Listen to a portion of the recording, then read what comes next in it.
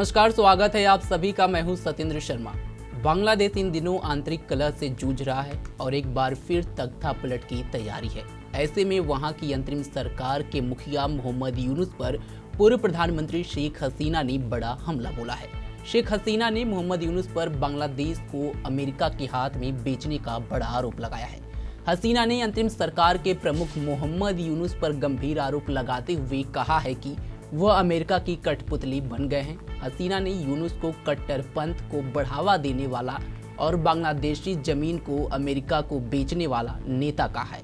हसीना की ओर से यूनुस पर ये आरोप ऐसे समय लगाए गए हैं जब बांग्लादेश में राजनीतिक उथल पुथल है। सेना प्रमुख जनरल जमा की ओर से चुनाव कराने के अल्टीमेटम के बाद यूनुस ने इस्तीफे की धमकी दी है।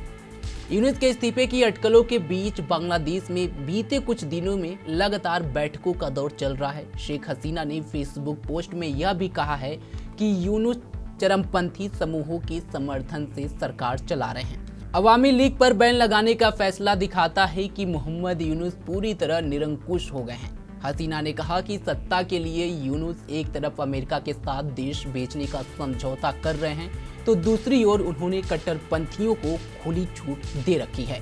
शेख हसीना ने फेसबुक पोस्ट में कहा कि मेरे पिता शेख मुजीबुर रहमान की हत्या इसलिए हुई क्योंकि उन्होंने सेंट मार्टिन द्वीप को अमेरिका को देने से इनकार कर दिया।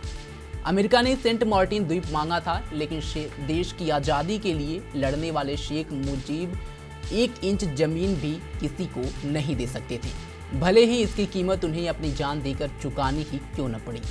मैंने भी सरकार चलाई, लेकिन सत्ता में बने रहने के लिए देश को नहीं बेचा। अवामी लीग नेता शेख हसीना ने आगे कहा कि बांग्लादेश का दुर्भाग्य है कि एक ऐसा व्यक्ति सत्ता में आ गया है जो देश को बेच रहा है। उसने अमेरिका के सामने घुटने टेक दिए हैं। इतना ही नहीं, यूनुस सत्ता के लिए आतंकियों से मदद ले रहे हैं। हसीना ने कहा कि यूनुस सरकार ने आतंकी गतिविधियों में शामिल लोगों को जेलों से रिहा कर दिया है। इन लोगों को हमारी सरकार ने पकड़ा था और आतंकियों पर शिकंजा कसा था। बता दें कि शेख हसीना का तख्तापलट होने के बाद से वहां की सेना ने हसीना को जल्द से जल्द देश छोड़ने का आदेश दिया था, जिसके बाद से शेख हसीना को भारत आना पड़ा।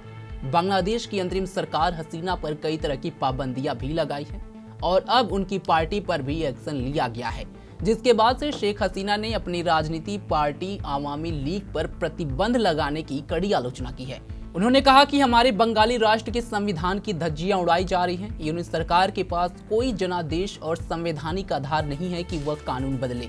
वह संसद के बिना कानून नहीं बदल सकते हैं। अवामी लीग पर प्रतिबंध लगाना पूरी तरह गैर कानूनी है।